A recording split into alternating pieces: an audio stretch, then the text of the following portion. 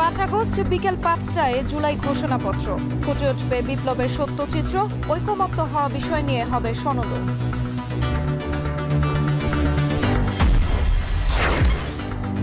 জুলাই সনদের আইনি ভিত্তি চান নাহিদ, সনদ কুক্ষিগত করার চেষ্টা করছে একটি দল, অভিযোগ সাদিক কায়েমের।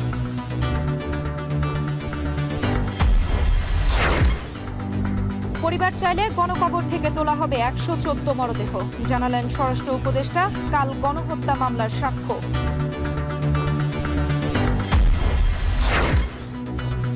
গণতন্ত্র প্রতিষ্ঠা না হলে ফের রাজপথে নামার হুঁশিয়ারি বিএনপির।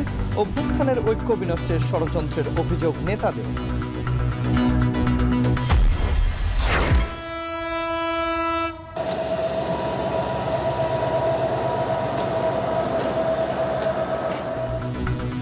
এবং কক্সবাজারে অরক্ষিত লেভেল ক্রসিংয়ে প্রাণ ছড়ল 5 জনের। অটোরিকশাকে ট্রেনের ধাক্কা, প্রতিবাদে রেল লাইন অবরোধ।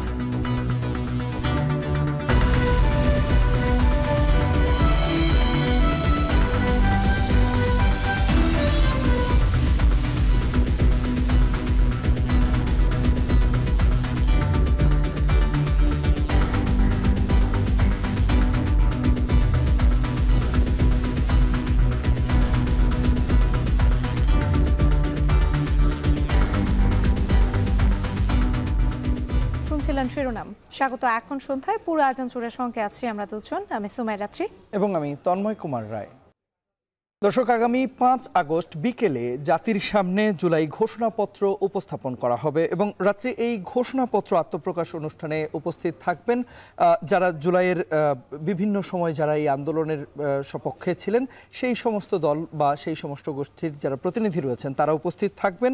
প্রধান উপদেষ্টার প্রেস সচিব যেটি জানিয়েছেন, ঘোষণাপত্রে প্রতিফলিত হবে জনতার আকাঙ্ক্ষা। এদিকে সকালে ভিন্ন আরেকটি অনুষ্ঠানে উপদেষ্টা মাহফুজ আলম কিন্তু বলেছেন, জুলাই ঘোষণার পত্রের পাশাপাশি জুলাই সনদও কিন্তু আগামী 5 আগস্টের মধ্যেই আলোর মুখ দেখতে পাবে।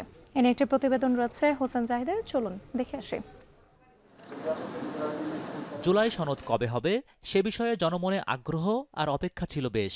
5 আগস্টের আগেই রাজনৈতিক দলগুলোর সঙ্গে 2 পর্বের সংলাপ শেষে জাতীয় ঐকমত্য কমিশনও সনদ প্রণয়নের শেষ ধাপে চলে আসে। শনিবার সকালে জুলাই পুনর্জাগরণের র্যালি শেষে এই বিষয়ে আরেকটু খোলাসা করেন উপদেষ্টা মাহফুজ আলম। তিনি জানান, ঐকমত্য কমিশনে যেসব বিষয়ে রাজনৈতিক দলগুলোর ঐকমত হয়েছে সেগুলো নিয়েই জুলাই সনদ হবে। একই দিন জুলাই ঘোষণাপত্রও আসবে। অপেক্ষার প্রহর 5 আগস্ট পার হবে না বলেও আশা প্রকাশ করেন তিনি। ব্রড বিষয়গুলোতে সব দলের কনসেনসাস আছে, ঐকমত্য আছে ঐতিহাসিক এবং ভবিষ্যৎ বাংলাদেশের জন্য। সেই বিষয়গুলো এখানে সন্নিবেশিত অলরেডি হয়েছে এবং আশা করি যে 5 আগস্টের মধ্যে আপনারা দেখতে পাবেন। আজকে হয়তো ঘোষণা হবে যে 5 আগস্টে বা এর আগেও হয়তো জুলাই ঘোষণাপত্র ঘোষিত হতে যাচ্ছে। এদিকে দুপুরে প্রধান উপদেষ্টা দপ্তরের ফেসবুক পেজ থেকে জুলাই ঘোষণাপত্রের সুনির্দিষ্ট দিনক্ষণ জানানো হয়। সেখানে বলা হয়, আগামী 5 আগস্ট স্বৈরাচার সরকার পতনের দিন বিকেলেই জাতির সামনে আত্মপ্রকাশ করা হবে জুলাই ঘোষণাপত্রের। বিকেলে এখনকে দেওয়া বিশেষ সাক্ষাৎকারে প্রধান উপদেষ্টার প্রেস সচিব জানান, ঘোষণাপত্রে প্রতিফলিত হবে জনতার আকাঙ্ক্ষা, ফুটে উঠবে বিপ্লবের সত্যচিত্র। 5 তারিখ 5টার সময় ঘোষণাটা দেওয়া হবে এবং ওই সময় আমাদের যারা জুলাইয়ে যারা অংশীদার যারা ছিলেন সবাই থাকবেন, সমস্ত পলিটিক্যাল পার্টি থাকবে। গণ অভ্যুত্থানের যে প্রেক্ষাপট, এটা ঐতিহাসিক যে একটা নেসেসিটি, এই পুরোটার এটা রিফ্লেকশন হবে। বিকেলে অপর এক অনুষ্ঠানে উপদেষ্টা আসিফ মাহমুদ সজীব ভুঁইয়াও শোনান কাঙ্ক্ষিত সেই বার্তা। 5 আগস্টে জুলাই ঘোষণাপত্র ঘোষণা করতে রাজনৈতিক দলগুলোর সম্মতি আছে বলেও জানান তিনি। সুসংবাদ হচ্ছে আগামী 5ই আগস্ট, আজ থেকে 3 দিন পর আমরা সেই ঘোষণাপত্র ঘোষণা করার মতো একটা জায়গায় পৌঁছাতে পেরেছি এবং সেই ঘোষণাপত্রকে সাংবিধানিক স্বীকৃতি দেওয়ার একটা ঐকমত্যের প্রধান রাজনৈতিক দলগুলোর সাথে আমরা আসতে পেরেছি। এটা একটা সুসংবাদ। অভ্যুত্থানের দালিলিক স্বীকৃতি হিসেবে জুলাই ঘোষণাপত্রে চাওয়া অভ্যুত্থানের পক্ষের সকল শক্তির। এই জুলাই ঘোষণাপত্রের জন্য তাই মঙ্গলবার বিকেল পর্যন্ত অপেক্ষা যতটা, তার চেয়েও বেশি স্বপ্নের জালবোনা। হোসেন জাহিদ, এখন, ঢাকা। গণতন্ত্র মনা দলগুলোর ঐক্য কিছুটা দুর্বল হওয়ার সুযোগে মাথাচাড়া দিচ্ছে ফ্যাসিবাদের শক্তি। সকালে এফডিসিতে ছায়া সংসদ বিতর্কে এমন মন্তব্য করেছেন বিএনপির স্থায়ী কমিটির সদস্য নজরুল ইসলাম খান। বলেন, নির্বাচন বিলম্বিত হলে গণতন্ত্র হুমকির মুখে পড়বে। আরেক অনুষ্ঠানে হাফিজ উদ্দিন বলেছেন, বিদেশ থেকে আসা লোকজন এদেশের রাজনীতির গতিপথ নিয়ন্ত্রণ করতে চায়। বিপ্লবী ওয়ার্কার্স পার্টির আলোচনা সভায় বিএনপির জ্যেষ্ঠ নেতা ডক্টর আব্দুল মঈন খান জানিয়েছেন, গণতান্ত্রিক পথ দীর্ঘায়িত হলে আবারও রাস্তায় নেমে আসবে জনগণ। বিস্তারিত জানাচ্ছেন জাবেদ আব্দুল্লাহ। গণঅভ্যুত্থানের রক্তাক্ত আর বারুদ মাখা দিনগুলো স্মরণে জুলাই থেকে আগস্ট পর্যন্ত নানা কর্মসূচির আয়োজন করছে বিএনপি। সেখানে থাকছে ঐক্য, সংস্কার, নির্বাচন, গণতন্ত্র পুনরুদ্ধারের আলোচনা। তেজগাঁওয়ে এফডিসিতে ডিবেট ফর ডেমোক্রেসির আয়োজনে ফ্যাসিবাদ বিরোধী ঐক্য ও জুলাই চেতনা নিয়ে ছায়া সংসদে নজরুল ইসলাম খান বলেন, জনগণের অধিকার প্রতিষ্ঠায় নির্বাচন দিতে হবে শিগগিরই। নির্বাচন বিলম্বিত হলে গণতন্ত্র হুমকির মুখে পড়বে। নির্বাচনের পিঠে চড়েই গণতন্ত্র আগায়, প্রতিষ্ঠিত হয়। কাজে নির্বাচনের ব্যাপারে কারো কোনো বাধা আছে বলে আমি মনে করি না। আমি মনে করি যে নির্বাচনের জন্য যেটা দরকার সেটা হলো নির্বাচনী পরিবেশ, নির্বাচনের প্রস্তুতি এবং জনগণের আকাঙ্ক্ষা। এ সবই নির্বাচনের পক্ষে আছে। অতএব আমি মনে করি যে নির্বাচন হবে ইনশাআল্লাহ শীঘ্রই। এদিন ইঞ্জিনিয়ার্স ইনস্টিটিউশনে জুলাই গণঅভ্যুত্থান ও শহীদ পরিবারকে সম্মাননা ও আলোচনায় দলটির স্থায়ী কমিটির সদস্য হাফিজ উদ্দিন আহমেদ জানান, অনির্বাচিত সরকার সংবিধান সংস্কার করতে পারে না। সংসদ জনগণের রায় ব্যতীত সংবিধানে হাত দেওয়া ঠিক হবে না। এ অনুষ্ঠানে আক্ষেপ নিয়ে তিনি বলেন, পিআর পদ্ধতির জন্য কেউ জীবন দেয়নি, সবাই নির্বাচন চায়। এতেই গণতন্ত্রের উত্তরণ ঘটবে। পৃথিবীর ইতিহাসে কোথাও নাই অনির্বাচিত ব্যক্তিরা সংবিধান সংশোধন করে। এখানে সেটাই প্রস্তাব দেওয়া হয়েছে। জনগণের সম্মতি ছাড়া, পার্লামেন্টের সম্মতি ছাড়া কিভাবে সংবিধান সংশোধন করতে চায়? যে সংবিধান আমরা রক্ত দিয়ে 72 সালে প্রতিষ্ঠা করেছি সেটিকে তারা ছুঁড়ে ফেলে দিতে চায়। একটি রাজনৈতিক দল যারা বিরোধিতা করেছে মুক্তিযুদ্ধের, তারা এখন বলতে চায় যে 71 সালে জাতি ভুল করেছে, এটি ছিল একটি পথভ্রষ্ট জাতি। এসব কথা বলার সুযোগ কোথায় তারা পেল?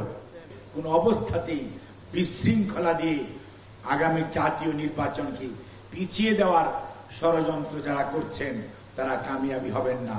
জনগণের বিপক্ষে যে নির্বাচনকে সুদূর পরাহত করার যারা দুঃস্বপ্ন দেখছেন, তাদের দুঃস্বপ্নই থাকবে। ডিআরইউতে বিপ্লবী ওয়ার্কার্স পার্টির উদ্যোগে জুলাই আগস্ট প্রত্যাশা প্রাপ্তি শীর্ষক এক আলোচনায় ডক্টর আব্দুল মঈন খান বলেন, অভ্যুত্থানে স্বৈরাচার বিতাড়িত হলেও দেশে এখনও গণতন্ত্র প্রতিষ্ঠা হয়নি। বর্তমান অন্তর্বর্তীকালীন সরকারের কাছে একটিমাত্র অনুরোধ করব, আপনার সেই গণতান্ত্রিক প্রক্রিয়ায় উত্তরণের পথকে দীর্ঘ করবেন না, তাহলে কিন্তু বাংলাদেশের মানুষ তারা কিন্তু আবার গেলে উঠবে। শুধু মুখের পরিবর্তনের মাধ্যমে এদেশের পরিবর্তন সম্ভব না। তাই নিজেদের মধ্যে ঐক্য ধরে রাখার আহ্বানও জানান বিএনপির এই জ্যেষ্ঠ নেতা। কাজে পরিবর্তনের কথা যখন আমরা বলি, তখন আমার মনে রাখতে হবে যে পরিবর্তনের জন্য নয়, আমরা কোনটা পরিবর্তন চাই এবং কোনটা চিরন্তন সত্য, তার মধ্যে বিভেদ, সেই বিভেদ কিন্তু আমাদের স্মরণ রাখতে হবে। অন্যথায় আমাদের সেই সকল প্রচেষ্টা ভুলে পরিণত হবে, এবং যেটা হচ্ছে। জাবেদ আব্দুল্লাহ, এখন, ঢাকা। অর্থনৈতিক সাম্য, কর্মসংস্থান ও জনগণের ভাগ্য উন্নয়নের প্রতিশ্রুতি নিয়ে রোববার নতুন বাংলাদেশের ইশতেহার ঘোষণা করবে জাতীয় নাগরিক পার্টি এনসিপি। শনিবার দুপুরে সংবাদ সম্মেলনে এমনটাই জানান দলের আহ্বায়ক নাহিদ ইসলাম। সরকার ঘোষিত জুলাই ঘোষণাপত্র উৎসবকেও স্বাগত জানান তিনি। একই সাথে জুলাই সনদের আইনি ভিত্তিতে আগামী নির্বাচন আয়োজনের দাবিও জানানো হয়। আতিক মেসবার প্রতিবেদন। গেল বছর ৩ জুলাই কেন্দ্রীয় শহীদ মিনার থেকে ফ্যাসিবাদ সরকারের পতনের এক দফা ঘোষণা করেছিল বিপ্লবী ছাত্র জনতা। আর সেই ধারাবাহিকতায় এবছরও একই দিনে আগামীর বাংলাদেশ নিয়ে নিজেদের রূপরেখা উপস্থাপন করতে যাচ্ছে দলটি। আর্থসামাজিক পরিস্থিতি। শনিবার রাজধানীর বাংলা মোটরে এক জরুরি সংবাদ সম্মেলনের আয়োজন করে এনসিপি। সেখানে দলটির নতুন বাংলাদেশের ইশতেহার ঘোষণা নিয়ে বিস্তারিত জানান আহ্বায়ক নাহিদ ইসলাম। আগামীকাল ৩রা আগস্ট ২০২৫ আমরা শহীদ মিনারে আমাদের এই যে জুলাই পদযাত্রা তার আনুষ্ঠানিক পরিসমাপ্তি হবে। এবং আমাদের নতুন বাংলাদেশের ইস্তেহার পাঠ করা হবে, যেখানে জাতীয় নাগরিক পার্টির পক্ষ থেকে আমরা ভবিষ্যৎ বাংলাদেশের রূপরেখা এবং আমাদের কর্মসূচি আমরা ঘোষণা করব। দেশবাসীকে ইশতেহার ঘোষণায় স্বতঃস্ফূর্তভাবে অংশগ্রহণের আহ্বান জানান তিনি। বলেন, অর্থনৈতিক সংস্থান, কর্মসংস্থান এবং ভাগ্যের পরিবর্তনের প্রতিশ্রুতি থাকছে এতে। আমাদের গণ অভ্যুত্থানে অংশগ্রহণকারী ছাত্র জনতা সহ সাধারণ মানুষ সবাইকে আমরা আহ্বান জানাচ্ছি আগামীকাল ঢাকায় স্বতঃস্ফূর্তভাবে আমাদের এই কর্মসূচিতে অংশগ্রহণের জন্য। আমরা এই কর্মসূচির মাধ্যমে আমাদের যে ভবিষ্যৎ পরিকল্পনার রূপরেখা সেটি আমরা হাজির করতে যাচ্ছি। সংবাদ সম্মেলনে সরকারের জুলাই ঘোষণাপত্রের উদ্যোগকে স্বাগত জানান। কথা বলেন জুলাই সনদ নিয়ে। বলেন, দেশের কাঙ্ক্ষিত পরিবর্তনের পথ রচনা করবে জুলাই সনদ। এর জন্য আইনি ভিত্তি নিশ্চিত করার দাবি জানান তিনি। সনদের আইনি ভিত্তি থাকতে হবে। জুলাই সনদের ভিত্তিতেই পরবর্তী নির্বাচনটি হতে হবে। আমরা নির্বাচিত সংসদের হাতে এই সংস্কার কার্যক্রম ছেড়ে দেব না, বরং জুলাই সনদের ভিত্তিতেই আগামীর সংসদ গঠিত হবে বা গণপরিষদ গঠিত হবে। জাতীয় নাগরিক পার্টির বিশ্বাস, দীর্ঘদিনের গণ আকাঙ্ক্ষার প্রতিফলন ঘটাবে এই সনদ। আর নতুন বাংলাদেশের দিক নির্দেশনাই হবে তাদের দলীয় ইশতেহার। সুরাহা করে জুলাই সনদ রচিত হয়। আতিক মেজবা লগ্ন, এখন, ঢাকা। একটি দল জুলাই সনদকে কুক্ষিগত করার চেষ্টা করছে বলে অভিযোগ তুলেছেন জুলাই বিপ্লবের অন্যতম সংগঠক সাদিক কায়েম। বিকেলে রংপুরে জুলাই বিপ্লবে শহীদ আবদুল্লাহ আল তাহিরের কবর জিয়ারত শেষে একথা বলেন তিনি। এ সময় সরকারে থাকা দুই ছাত্র উপদেষ্টার কঠোর সমালোচনা করে সাদিক কায়েম বলেন, ছাত্র উপদেষ্টার ব্যর্থতা ও দুর্নীতি ইতোমধ্যে চোখে পড়েছে। তারা জুলাই বিপ্লবের ক্রেডিট কুক্ষিগত করতে চাচ্ছে বলেও অভিযোগ করেন সাদিক কায়েম। সংস্কার কমিশনগুলোর ধীরগতি এবং আইন শৃঙ্খলা পরিস্থিতির উন্নতি না হওয়ায় ক্ষোভ জানান তিনি। জুলাইয়ের শহীদরা কোনো দলের সম্পদ নয় মন্তব্য করে আহতদের পুনর্বাসন ও নিহতদের পরিবারের পাশে দাঁড়াতে অন্তর্বর্তী সরকারকে সচেষ্ট হওয়ার আহ্বান জানান সাদিক কায়েম। জুলাই সনদ এবং জুলাইয়ের ঘোষণাপত্র নিয়ে দীর্ঘদিন ধরে আলাপ হচ্ছে, কিন্তু আমাদের আশঙ্কা এই জুলাই ঘোষণাপত্র এবং জুলাই সনদ নিয়ে এখানে একটা পক্ষ চেষ্টা করছে পুরোটাকে কুক্ষিগত করার জন্য। আমরা যাদেরকে ছাত্র উপদেষ্টা বানিয়েছি সেই ছাত্র উপদেষ্টাদের আমরা তাদের ব্যর্থতা দেখতে পাচ্ছি, তাদের হিস্ট্রিক্যাল করাপশন আমরা দেখতে পাচ্ছি, এবং পুরো জুলাইটাকে আমরা এখন দেখতে পাচ্ছি নির্দিষ্ট একটা বর্গের মধ্যে, একটা গ্রুপের মধ্যে নিয়ে যাওয়ার জন্য। জুলাইয়ের যে সার্বজনীনতা ছিল, জুলাইয়ের যে ঐক্য ছিল, সেটাকে নষ্ট করার জন্য আমরা আমাদের যারা দায়িত্বশীল পর্যায়ে যারা আছে তাদের বিভাজনমূলক আচরণ আমরা দেখতে পাচ্ছি, যেটা পুরো জাতিকে অনেক বেশি হতাশ করছে। 5 আগস্ট সামনে রেখে আবাসিক হোটেল, মেস, ফ্ল্যাট ও বস্তিতে চিরুনি অভিযান চালাচ্ছে আইন শৃঙ্খলা বাহিনী। এদিকে সরকার বিরোধী চক্রান্তের অভিযোগে ভাটারা থানায় 22 জনকে গ্রেপ্তার করেছে পুলিশ। এছাড়া গুলশানের সমন্বয়ক পরিচয়ে চাঁদাবাজির ঘটনায় গ্রেপ্তার রিয়াদের মোটরসাইকেল জব্দ ও মিটফোর্ডের সোহাগ হত্যা মামলার 2 জনকে গ্রেপ্তার করা হয়েছে। আরিফ হোসেনের প্রতিবেদন। ছাত্র জনতার প্রতিরোধের মুখে আওয়ামী লীগ সরকার বিদায় নিয়েছে প্রায় 1 বছর আগে। ছাত্র জনতা হত্যার অভিযোগে আওয়ামী লীগের কার্যক্রম নিষিদ্ধ করেছে অন্তর্বর্তীকালীন সরকার। রাজনীতির মাঠে না থাকতে পারলেও গোপনে নাশকতার পরিকল্পনার অভিযোগ রয়েছে পতিত দলটির বিরুদ্ধে। এরই মধ্যে এসবির পক্ষ থেকে 29 থেকে 8 আগস্ট পর্যন্ত সতর্ক থাকার আহ্বান জানানো হয়েছে পুলিশের বিভিন্ন দফতরে চিঠি পাঠিয়ে। ডিএমপির মিডিয়া ব্রিফিং সেন্টারে সংবাদ সম্মেলন শেষে সাংবাদিকদের প্রশ্নে উঠে আসে পুলিশের সতর্ক থাকার বিষয়টি। নাশকতা থামাতে আবাসিক হোটেল, ফ্ল্যাট ও বস্তিতে চিরুনি অভিযান পরিচালনা করার কথা জানায় পুলিশ। প্রত্যেকটা থানা, প্রত্যেকটা ইউনিট যেগুলো আছে তারা কাজ করতেছে, এবং আমরা যেটা কাজ করছি যে আবাসিক হোটেল বা কোনো মেস বা যে কোনো অনেক যারা প্রতিটা সরকারের সময় অনেক নেতা কর্মী বা যারা আছে যে তাদের হয়তো অনেক ফ্ল্যাট আছে, যারা এক একজনের নামে 5টা 7টা 8টা করে, যেটা তাদেরকে হয়তো এখানে রাখার ব্যবস্থা করা হয়। এসব প্রত্যেকটা জায়গায় ইভেন যে কিছু বস্তি এলাকা আছে বা যেগুলো যেখানে হয়তো যে ধরনের তৎপরতা চলতে পারে, যেটা নাশকতা, এই ধরনের প্রত্যেকটা জায়গায় কিন্তু আমরা কাজ করছি এবং প্রত্যেকটা চিরুনি অভিযান চলতেছে।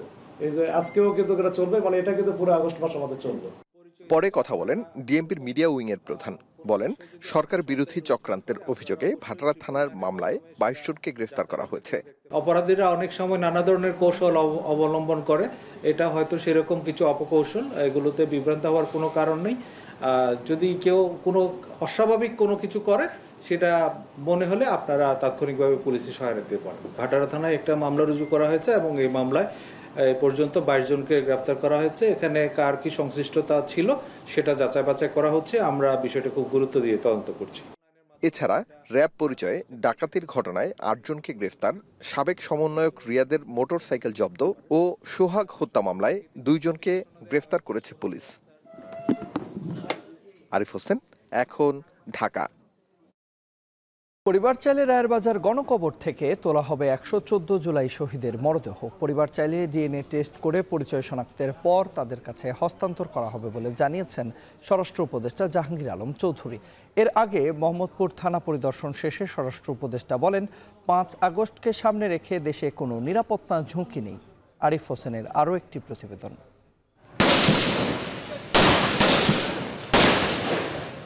বছর ঘুরে আবারও বুকে কাঁপন ধরানো আগস্ট। একদিকে ছাত্র জনতা, অন্যদিকে ক্ষমতার মসনদ টিকিয়ে রাখতে রাজপথ দখলে নেয়ার চেষ্টা সরকারের। সেদিন ছাত্র জনতাকে রাজপথ থেকে সরাতে পেটোয়া বাহিনীতে পরিণত হয়েছিল আইন শৃঙ্খলা রক্ষাকারী বাহিনী। হামলা মামলা দিয়ে যখন কাজ হচ্ছিল না, তখন শুরু হয় অস্ত্রের ব্যবহার। গুলি করে চেষ্টা চলে রাজপথ থেকে ছাত্র জনতাকে সরিয়ে দেওয়ার নীল নকশা। ভয়কে জয় করে সেদিন শেখ হাসিনাকে দেশ থেকে পালিয়ে যেতে বাধ্য করে দেশের মানুষ। এরপর একে একে সামনে আসতে থাকে জীবন দেয়া মানুষের নাম। সরকারি তালিকায় নথিবদ্ধ হয়েছে 834 জন শহীদের নাম। জাতিসংঘের হিসেবে প্রাণ গেছে 1400 জনের। 24-এর রক্তাক্ত জুলাইয়ের অনেককেই দাফন করা হয় রায়ের বাজার বুদ্ধিজীবী কবরস্থানের গণকবরে। সেখানে রয়েছে 114টি মরদেহ। স্বরাষ্ট্র উপদেষ্টা গণকবর পরিদর্শন শেষে জানান, মরদেহগুলো শনাক্তের কাজ চলছে। পরিবার চাইলে করা হবে পোস্টমর্টেম। এখানে প্রায় 114 জনের গণকবর রয়ে গেছে, যাদের আমরা এখন পর্যন্ত আইডেন্টিফাই করতে পারি নাই। আমরা চেষ্টা করতেছি। অনেক সময় আগে একটা ছিল, তাদের যারা উত্তরসূরি রেখে গেছেন তাদের ভিতরে একটা ছিল যে কেউ চাচ্ছিল এটা শনাক্ত করা হোক, কেউ চাচ্ছিল না। এখন তারা মোটামুটি নাকি রাজি হয়েছে। তারা মুন্সিগঞ্জ আমরা গেছিলাম, সেই সময় বললো যে তারা সবাই রাজি হয়েছে এটাকে শনাক্ত করার জন্য। এই জন্য আমরা খুব তাড়াতাড়ি এদের শনাক্ত করে যারা তাদের বডি এখানে রাখতে চায় তারা এখানে রাখতে পারবে, আর যদি কেউ নিয়ে যেতে চায় ওটাও নিয়ে যেতে পারবে। এর আগে মোহাম্মদপুর থানা পরিদর্শন করেন স্বরাষ্ট্র উপদেষ্টা। সেখানে সাংবাদিকদের প্রশ্নের জবাবে তিনি বলেন, দেশবিরোধী চক্রান্তে যেই জড়িত থাকবে তাকে ছাড় দেওয়া হবে না। যে বাহিনী যে জড়িত থাকবে কাউকেই ছাড় দেওয়া হবে না, সবারই আইনের আওতায় নিয়ে আসা হবে। আর যেহেতু আপনারা বললেন যে তাদের কার্যক্রম নিষিদ্ধ করা হয়েছে, এবং তারাও যদি কোনো রকমের অপকর্ম করতে চায় কোনো রকমের ছাড় পাবে না। বাংলাদেশি মিডিয়ার সত্য প্রকাশের কারণে বিদেশি মিডিয়ার গুজব কমেছে বলে মন্তব্য করেন স্বরাষ্ট্র উপদেষ্টা। আরিফ হোসেন, এখন, ঢাকা। জুলাই গণহত্যার মামলায় আন্তর্জাতিক অপরাধ ট্রাইব্যুনালে শেখ হাসিনার বিরুদ্ধে প্রথম সাক্ষ্য গ্রহণ শুরু হবে কাল। ট্রাইব্যুনালের অনুমতি সাপেক্ষে করা হতে পারে সরাসরি সম্প্রচার। এই মামলায় প্রথম দিনে সাক্ষ্য দেবেন জুলাই আন্দোলনের আহতরা বলে জানিয়েছেন প্রসিকিউটর গাজী MH তামিম। আর জানাচ্ছেন মুশিউর অনেক। জুলাই গণঅভ্যুত্থানে দেশজুড়ে পরিচালিত গণহত্যার নির্দেশনা এসেছিল ক্ষমতায় থাকা খোদ সাবেক প্রধানমন্ত্রী শেখ হাসিনার কাছ থেকে। জাতিসংঘের তথ্য অনুযায়ী জুলাই আগস্টে প্রাণ হারায় 1400 জন, আহত হয় প্রায় 20,000। শেখ হাসিনা পালানোর 1 বছরের মাথায় রোববার জুলাই আগস্টে মানবতা বিরোধী অপরাধের মামলায় পলাতক শেখ হাসিনা, আসাদুজ্জামান খান কামাল সহ 3 জনের বিরুদ্ধে সূচনা বক্তব্য ও সাক্ষ্য গ্রহণ শুরু হবে, যেখানে রাজসাক্ষী সাবেক পুলিশ প্রধান চৌধুরী আবদুল্লাহ আল মামুন। এটি প্রথম মামলা যেখানে একজন ক্ষমতাচ্যুত সরকার প্রধানের বিরুদ্ধে আনুষ্ঠানিক বিচার শুরু হতে যাচ্ছে। ট্রাইব্যুনালের অনুমতি সাপেক্ষে যা সরাসরি সম্প্রচারের মাধ্যমে দেখবে পুরো দেশের মানুষ। এই সূচনা বক্তব্য আমরা সরাসরি ব্রডকাস্ট করার জন্য আন্তর্জাতিক অপরাধ ট্রাইব্যুনাল আইনের 9 ধারা মতে ট্রাইব্যুনাল কাছে আবেদন করব। ট্রাইব্যুনাল যদি মঞ্জুর করেন তাহলে কালকের সূচনা বক্তব্য লাইভ ব্রডকাস্ট হবে। আগামীকালকে আমরা আশা করছি যে সাক্ষ্য গ্রহণ শুরু হবে। প্রথম দিনের সাক্ষ্য দিবেন আন্দোলনে আহত হওয়া 2 জন আর এই মামলায় সাক্ষী 58 জন। যারা এই মামলার ভিকটিম, যারা নৃশংসভাবে আহত হয়েছে, যাদের শরীরের একটা বড় অঙ্গ অথবা বড় অংশ স্থায়ীভাবে তারা পঙ্গুত্ব বরণ করেছে, তাদেরকে আমরা এই মামলায় প্রথম সাক্ষী হিসাবে উপস্থাপন করার চিন্তা করছি। জুলাই আগস্টের ঘটনায় আন্তর্জাতিক অপরাধ ট্রাইব্যুনালে এখন পর্যন্ত অভিযোগ জমা পড়েছে 5 শতাধিক। এর মধ্যে শেখ হাসিনা, চাংখারপুল সহ 4টি মামলার আনুষ্ঠানিক বিচার শুরু হচ্ছে। রাব্বি হোসেন, এখন, ঢাকা। সফলভাবে ওপেন হার্ট সার্জারি সম্পন্ন হয়েছে জামায়াতে ইসলামীর আমির ডাক্তার শফিকুর রহমানের। গুলশান 2-এ একটি বেসরকারি হাসপাতালে তার অস্ত্রোপচার হয়। জামায়াতের আমির দেশেই অস্ত্রোপচারের সিদ্ধান্ত বাংলাদেশের চিকিৎসা ব্যবস্থার উপর সাধারণ মানুষের আস্থা ফিরবে বলে মন্তব্য করেছেন চিকিৎসক ও জামায়াত নেতারা। বিস্তারিত দেখুন প্রতিবেদনে। আলাইকুম ওয়া রাহমাতুল্লাহ। গত 19 জুলাই সোহরাওয়ার্দী উদ্যানে জাতীয় সমাবেশ করে বাংলাদেশ জামায়াতে ইসলামী। সেদিন সভাপতির বক্তব্য দিতে গিয়ে পরপর দুবার অসুস্থ হয়ে পড়েন দলটির আমির ডাক্তার শফিকুর রহমান। সমাবেশ শেষে হাসপাতালে ভর্তি করা হয় তাকে। সেদিনই প্রাথমিক চিকিৎসা শেষে বাড়ি ফেরেন তিনি। তবে ফলো আপ চিকিৎসার জন্য গত 30 জুলাই হাসপাতালে গেলে চিকিৎসকেরা তার এনজিওগ্রাম করেন। এতে তার হার্টে 5টি ব্লক ধরা পড়ে, যার 3টি গুরুতর। এর পরিপ্রেক্ষিতে শনিবার সকালে রাজধানীর একটি বেসরকারি হাসপাতালে তার ওপেন হার্ট সার্জারি করা হয় হৃদরোগ বিশেষজ্ঞ ডাক্তার জাহাঙ্গীর কবিরের নেতৃত্বে। প্রায় 5.5 ঘণ্টাব্যাপী অস্ত্রোপচার শেষ হয় বেলা 12:30টার দিকে। ওনার অপারেশনটা ইনশাল্লাহ খুব ভালো হয়েছে। রিসেন্ট টেকনোলজিক্যাল অ্যাডভান্সমেন্ট, 2টা ধমনী দিয়ে অপারেশন করা, লিমা এটা দিয়ে অপারেশন করতে পারছি। 3 নম্বর কথা, ওনাকে 3টা বাইপাস করার কথা ছিল, আমরা মোট 4টা বাইপাস করছি, যেন ওনার কোনো দিকে কোনো সমস্যা না হয় ইনশাল্লাহ। এবং অ্যানেস্থেশিয়া দিয়ে আমার ডক্টর শহীদ ছিল এবং ওনার টিম এবং আমার কার্ডিয়াক সার্জারি সব টিম সুষ্ঠুভাবে কোনো কমপ্লিকেশন ছাড়া অপারেশন শেষ করেছে। এবং আমি আশা করি উনি 7 দিনের দিন বাসায় চলে যাবেন। দেশে জামাত আমিরের এই অস্ত্রোপচার করার সিদ্ধান্ত দেশের চিকিৎসক সমাজকে অনুপ্রাণিত করবে বলে দাবি চিকিৎসকদের।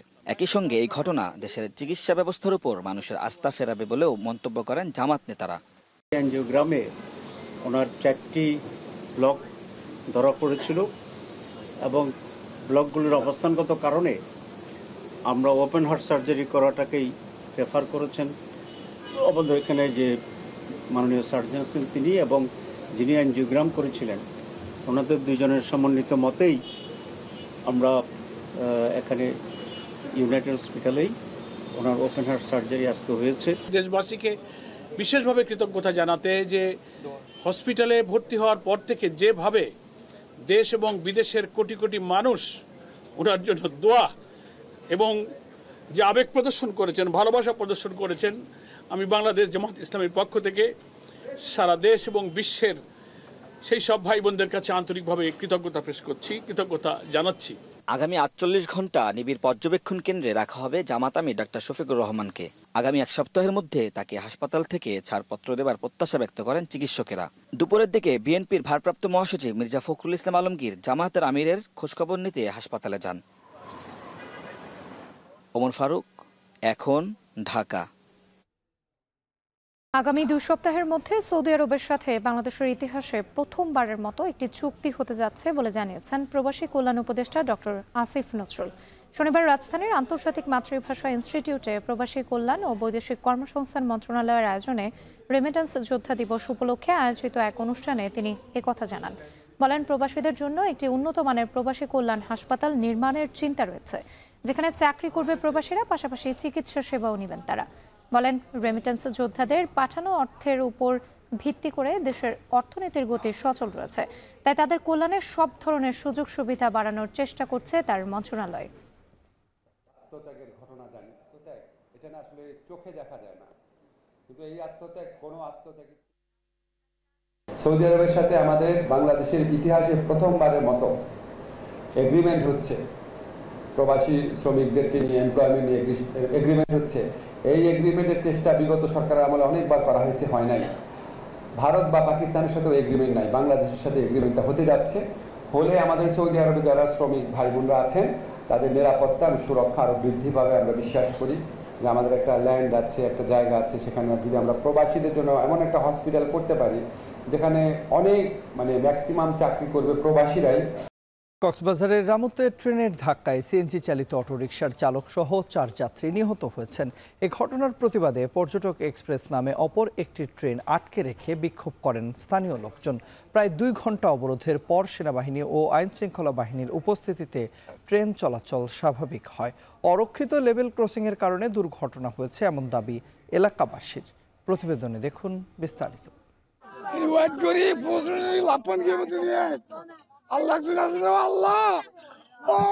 রেললাইনের পাশে পড়ে আছে নারী ও শিশুর মরদেহ। পাশেই আহাজারি করছেন কক্সবাজার সদরের বাসিন্দা জাফর আলম। হারিয়েছেন 2 কন্যা রেনুয়ারা ও আসমাউল হোসনা এবং তাদের 2 সন্তানকে। এ ঘটনায় নিহত হন চালক হাবিবুল্লাহ। শনিবার দুপুর 2টার দিকে কক্সবাজারের রামুতে কক্সবাজার এক্সপ্রেস ট্রেনের ধাক্কায় সিএনজি চালিত অটোরিকশার চালক সহ 5 জন নিহত হয়েছেন। কোনো গেটম্যান বা প্রতিবন্ধকতা না থাকায় দ্রুতগতির ট্রেনটি সিএনজিটিকে ধাক্কা দিয়ে প্রায় 1.5 কিলোমিটার পর্যন্ত টেনে নিয়ে যায়।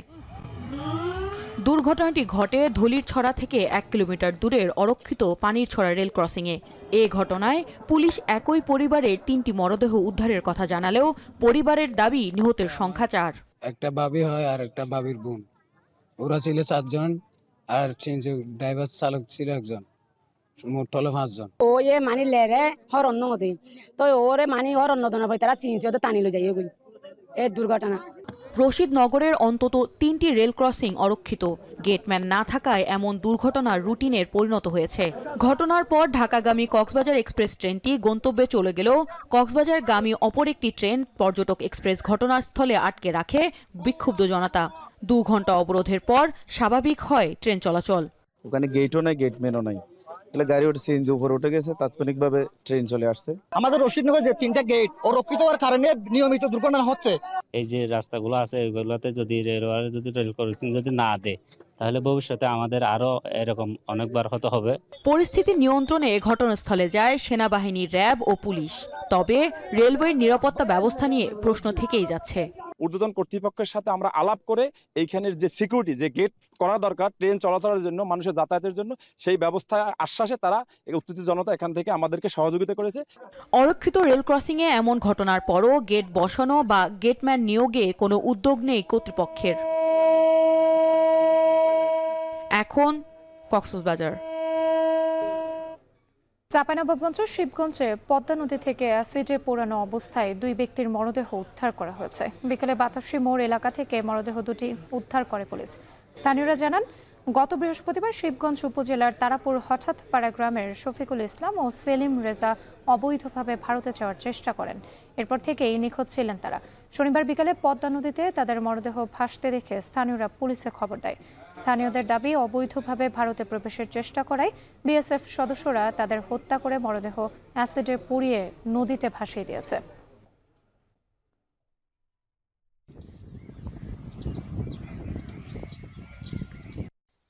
মালয়েশিয়ার পূর্ব উপকূলীয় মহাসড়কে দুর্ঘটনায় 3 বাংলাদেশি নাগরিক নিহত হয়েছেন।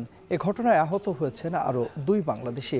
স্থানীয় সময় শুক্রবার সন্ধ্যা 7:30টার দিকে মালয়েশিয়ার পাহাং রাজ্যের কুয়াস্তান মহাসড়কে এই দুর্ঘটনা ঘটে। পুলিশ জানায়, একটি টয়োটা গাড়ি কুয়াস্তান থেকে কুয়ালালামপুর যাচ্ছিল।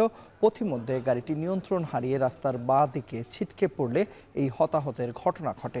নিহতরা হলেন মোহাম্মদ সাবের হাসান, মোহাম্মদ জাহিদ হাসান ও আবদুল্লাহ। আর আহতরা হলেন মোহাম্মদ হাবিব বিশ্বাস, মনিরাম চন্দ্র দাস।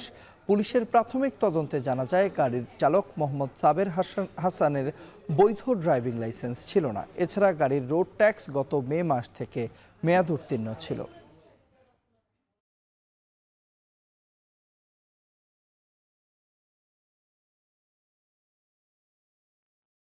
লন্ডনে এবার খোঁজ মিলেছে সাবেক ভূমিমন্ত্রীর ভাই আনিসুজ্জামান চৌধুরীর কোটি টাকার বিলাসবহুল অ্যাপার্টমেন্টের। 2021 সালে কেনা এই সম্পত্তি নিয়ে উঠেছে অর্থ পাচারের অভিযোগ। ইতিমধ্যেই ব্রিটেনে বাংলাদেশের মালিকানাধীন কোটি কোটি টাকার সম্পদ জব্দ হয়েছে। প্রক্রিয়া জটিল হলেও লন্ডনে পাচার অর্থ ফেরানো সম্ভব বলছেন আইনজীবীরা। যুক্তরাজ্য থেকে আরও জানাচ্ছেন শরীফুল ইসলাম চৌধুরী। লন্ডনে বাংলাদেশি অর্থ পাচারের অভিযোগে যাদের নাম শীর্ষ রয়েছে তাদের মধ্যে অন্যতম সাবেক আওয়ামী লীগ সরকারের ভূমিমন্ত্রী সাইফুজ্জামান চৌধুরী। ইতোমধ্যে বাংলাদেশ সরকারের তৎপরতায় সাবেক এই ভূমিমন্ত্রীর প্রায় 17 কোটি পাউন্ড মূল্যের সম্পত্তি জব্দ করেছে ব্রিটেনের জাতীয় অপরাধ সংস্থা এনসিএ। এসব সম্পদের অর্থের উৎস যাচাই প্রক্রিয়া চলছে। সংশ্লিষ্ট আইনজীবীরা বলছেন, প্রক্রিয়া জটিল হলেও পাচার হওয়া অর্থ দেশে ফেরানো সম্ভব। দেশের যে সোর্স অফ অরিজিন, যে দেশ থেকে এই অ্যাসেটগুলো এসেছে, মানিগুলো এসেছে, এইরকমও এক্সাম্পলগুলো আছে, প্রেসিডেন্টসগুলো আছে যে সেই দেশে ফেরত গেছে। অপশনগুলো কিন্তু আছে, বাংলাদেশ সরকার চাইলে তাদের অপশনগুলো পার্সিউ করতে পারে। এবার লন্ডনে অভিজাত এলাকায় খোঁজ মিলেছে সাইফুজ্জামান চৌধুরীর ভাই আনিসুজ্জামান চৌধুরীর মালিকানাধীন আধুনিক অ্যাপার্টমেন্টের। সেখানকার অভিজাত এলাকার এজওয়ার রোডের আন্ডারগ্রাউন্ড থেকে বের হয়ে চোখে পড়বে বহুতল আবাসিক ভবন। উত্তর লন্ডনের নিউক্যাসল প্লেসে অবস্থিত বিলাসবহুল ওয়েস্টমার্ক টাওয়ারে বিটকম রিয়েল এস্টেট লিমিটেড নামের একটি আবাসন প্রতিষ্ঠানের মাধ্যমে 2021 সালের 15 জুলাই এই সম্পত্তি কেনা হয়। সরকারি তথ্য অনুযায়ী এই রিয়েল এস্টেটের পরিচালক আনিসুজ্জামান চৌধুরী ও তার স্ত্রী ইমরানা জামান চৌধুরী, দুজনেরই জাতীয়তা বাংলাদেশি হিসেবে উল্লেখ আছে। বিলাসবহুল এই অ্যাপার্টমেন্টের মূল্য 26 কোটি 50 লাখ টাকা। সাম্প্রতিক সময়ে বাংলাদেশি মালিকানাধীন অনেক অবৈধ সম্পদ জব্দ করেছে যুক্তরাজ্য সরকার। সংশ্লিষ্টরা বলছেন, ব্রিটিশ আইন অনুযায়ী এ ধরনের অপরাধের কঠোর শাস্তি রয়েছে।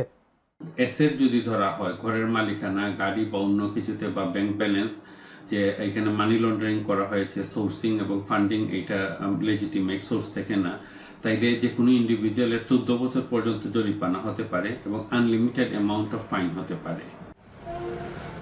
ধারণা করা হয়, গত 1.5 দশকে বাংলাদেশ থেকে পাচার হয়েছে প্রায় 18 লাখ কোটি টাকা।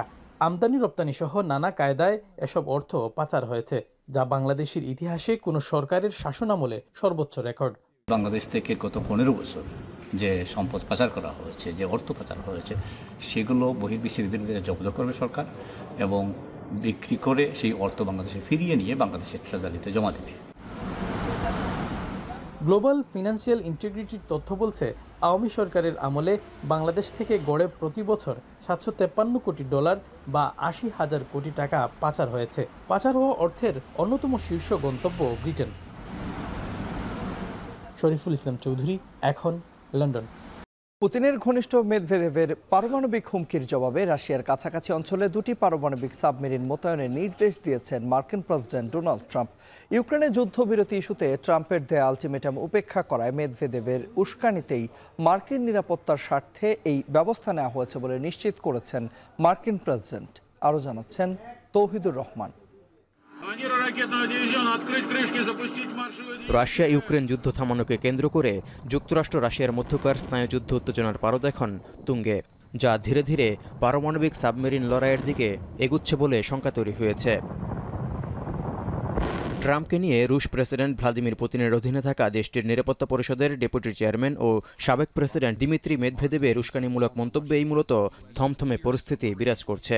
এরই মধ্যে রাশিয়ার কাছাকাছি 2টি পারমাণবিক সাবমেরিন মোতায়েনের নির্দেশও দিয়েছেন মার্কিন প্রেসিডেন্ট ডোনাল্ড ট্রাম্প। ইউক্রেনের যুদ্ধবিরতির জন্য ট্রাম্পের দেয়া শর্ত ও আলটিমেটাম সবকিছু উপেক্ষা করে সম্প্রতি কটাক্ষ করে যাচ্ছেন পুতিনের ঘনিষ্ঠ সহযোগী মেদভেদেভ।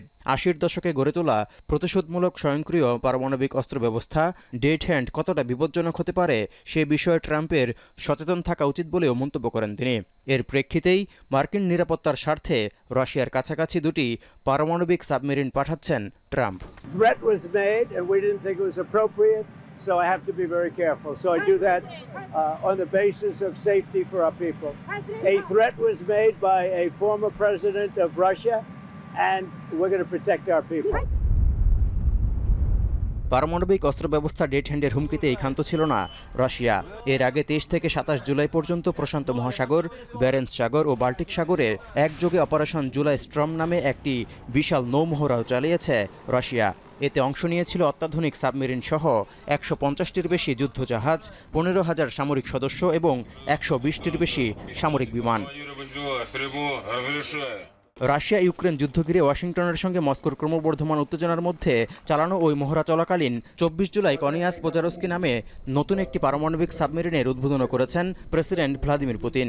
ক্রেমলিনের মতে এটি চতুর্থ প্রজন্মের একটি পারমাণবিক সাবমেরিন, যা একটি অত্যাধুনিক ক্ষেপণাস্ত্র এবং টর্পেডো অস্ত্র ব্যবস্থা, নেভিগেশন সিস্টেম, রেডিও টেকনিক্যাল এবং হাইড্রো অ্যাকোস্টিক অস্ত্র দিয়ে সজ্জিত। তৌহিদুর রহমান, এখন বিশ্ব।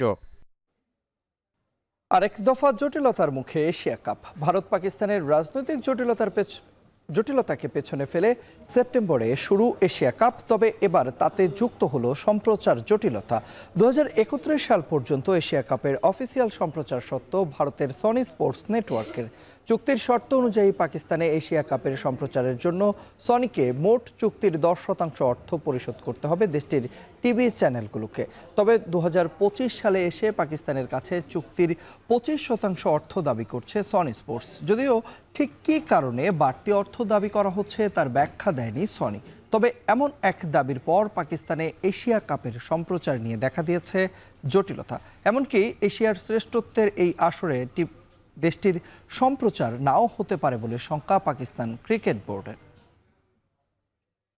বিভিন্ন ফরম্যাটে বর্ষসেরা খেলোয়াড় নির্বাচিত করেছে দক্ষিণ আফ্রিকা, যেখানে দেশটির বর্ষসেরা টি-20 খেলোয়াড়ের পুরস্কার জিতেছেন পেসার এনরিক নরকিয়া। বর্ষসেরা টেস্ট ক্রিকেটার হয়েছেন টেন্টা বাফুমা। ছেলে ও মেয়ে দুই বিভাগেই ক্রিকেট সাউথ আফ্রিকা অ্যাওয়ার্ডসে এবার পেসারদের ছাপিয়ে গেছেন স্পিনাররা। আর জানাচ্ছেন ফারহান ইসান। দক্ষিণ আফ্রিকা মানেই যেন পেসারদের দাপট, গতির ঝড় আর সুইং বোলিংয়ের পসরা। কিন্তু এবারের ক্রিকেট সাউথ আফ্রিকা অ্যাওয়ার্ডস যেন সেই পরিচিত ছবিটা বদলে দিল। বর্ষসেরা ক্রিকেটার হয়েছেন দুই স্পিনার পুরুষ বিভাগে কেশব মহারাজ এবং নারী বিভাগে ননকুলুলেকো লাবা। ইতিহাস বলছে দক্ষিণ আফ্রিকার ক্রিকেটে এমন স্পিনের দাপট এবারই প্রথম। 2024-25 মৌসুমের পারফরমেন্সের মূল্যায়নের ভিত্তিতে এই পুরস্কার দেওয়া হয়েছে। বিবেচনায় ছিল টি-20 বিশ্বকাপ, চ্যাম্পিয়ন্স ট্রফি এবং অন্যান্য আন্তর্জাতিক ও ঘরোয়া পারফরমেন্স। 2024 সালে টি-20 বিশ্বকাপে সেরা পারফর্মার নরকিয়া জিতেছেন বর্ষসেরা টি-20 পুরস্কার। বিশ্বকাপে তিনি যৌথভাবে দ্বিতীয় সর্বোচ্চ 15 উইকেট শিকার করেছেন। 9 ম্যাচে তার ইকোনমিও ছিল ঈর্ষণীয় 5.74। জুনে অনুষ্ঠিত বিশ্ব টেস্ট চ্যাম্পিয়নশিপের ফাইনালে অস্ট্রেলিয়াকে হারিয়ে প্রথমবার ফরম্যাটটিতে বিশ্ব চ্যাম্পিয়ন হয় দক্ষিণ আফ্রিকা। জয়ী অধিনায়ক টেম্বা বাভুমা হয়েছেন বর্ষসেরা টেস্ট খেলোয়াড়। 2025 থেকে 27 চক্রে 59.25 গড়ে করেছেন 711 রান। তার দুটি সেঞ্চুরি প্রোটিয়াদের ফাইনাল নিশ্চিত করতে বড় ভূমিকা রাখে। এছাড়া পুরুষ ক্রিকেটে দক্ষিণ আফ্রিকার বর্ষসেরা খেলোয়াড় হয়েছেন স্পিন অলরাউন্ডার কেশব মহারাজ। 2023 থেকে 2025 টেস্ট চ্যাম্পিয়নশিপ চক্রে 20.95 গড়ে তিনি নিয়েছেন 41 উইকেট। 2024 টি-20 বিশ্বকাপেও 6.25 ইকোনমিতে নিয়েছিলেন 11 উইকেট। ছিলেন দলের তৃতীয় সর্বোচ্চ উইকেট শিকারী। নারী ক্রিকেটেও দক্ষিণ আফ্রিকার নতুন নায়িকার নাম ননকুলুলেকো লাবা। টি-20 বিশ্বকাপে 12 উইকেট নিয়েছিলেন, দ্বিতীয় সর্বোচ্চ উইকেট শিকারী। এছাড়া দক্ষিণ আফ্রিকার নারী টেস্ট ইতিহাসে প্রথম বোলার হিসেবে ইংল্যান্ডের বিপক্ষে এক টেস্টে 10 উইকেট নেওয়ার কীর্তিও গড়েছেন তিনি। মাঠের বাইরে কোচিং বিভাগেও ছিল চমক। ডিভিশন 1-এ বাংলাদেশের সাবেক প্রধান কোচ রাসেল ডোমিঙ্গো হয়েছেন বর্ষসেরা কোচ। ফারহান ইসান, এখন। লিগস কাপে টেকনিক্যাল এরিয়ায় ঢোকা নিষিদ্ধ হয়ে গেল মেসির দেহরক্ষী ইয়াসিন চুকুর। গত এপ্রিলে আমেরিকার মেজর লিগ সকার ও কনকাকাফ চ্যাম্পিয়ন কাপ কর্তৃপক্ষ তাকে নিষেধাজ্ঞা দিয়েছিল। বাকি ছিল লিগস কাপ, এবার সেখানেও টেকনিক্যাল এরিয়ায় ঢোকা নিষিদ্ধ হয়ে গেল ইয়াসিনের। গত বুধবার ঘরের মাঠে চেস স্টেডিয়ামে ইন্টার মায়ামির মুখোমুখি হয়েছিল ক্লাব অ্যাটলাসের। ওই ম্যাচ শেষে দুই দলের খেলোয়াড়দের কথোপকথনের মাঝে বাধা হয়ে দাঁড়ান ইয়াসিন। জানিয়ে অ্যাটলাসের এক খেলোয়াড় সংবাদ সম্মেলনে ক্ষোভ প্রকাশ করেন। তার অভিযোগের ভিত্তিতে নিষেধাজ্ঞার পথে হাঁটল লিগস কাপ কর্তৃপক্ষ। লিগস কাপ 2025 টুর্নামেন্ট নীতিমালা অনুসারে ডিসিপ্লিনারি কমিটি তাকে চলতি বছর প্রতিযোগিতার বাকি অংশ থেকে নিষেধাজ্ঞা দিচ্ছে। ওই সময়ে তিনি আর টেকনিক্যাল এরিয়ায় প্রবেশ করতে পারবেন না এবং ইন্টার মায়ামির ওপর অপ্রকাশ্য জরিমানা আরোপ করা হয়েছে।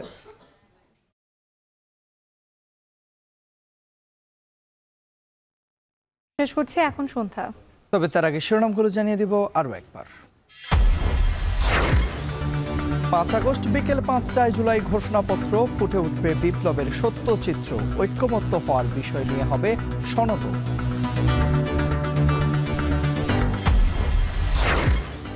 জুলাই সনদের আইনি ভিত্তি চান নাহিদ। সনদ কুক্ষিগত করার চেষ্টা করছে একটি দল, অভিযোগ সাদিক কায়েমের।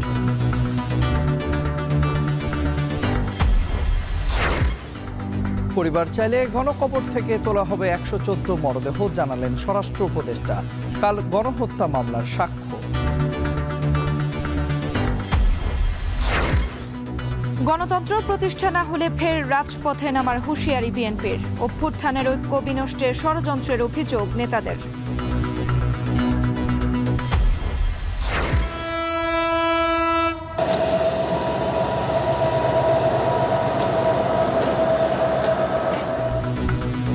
কক্সবাজারে অরক্ষিত লেভেল ক্রসিংয়ে প্রাণ ঝরল 5 জনের। অটোরিকশায় ট্রেনের ধাক্কা, প্রতিবাদে রেল লাইন অবরোধ। এই ছিল এখন সন্ধ্যার আয়োজনে। এখন টেলিভিশন ওয়েবসাইটে দেখতে ভিজিট করুন www.ekon.tv। ফেসবুকে দেখুন facebook.com/tv.ekon আর ইউটিউবে দেখুন youtube.com/ekontv।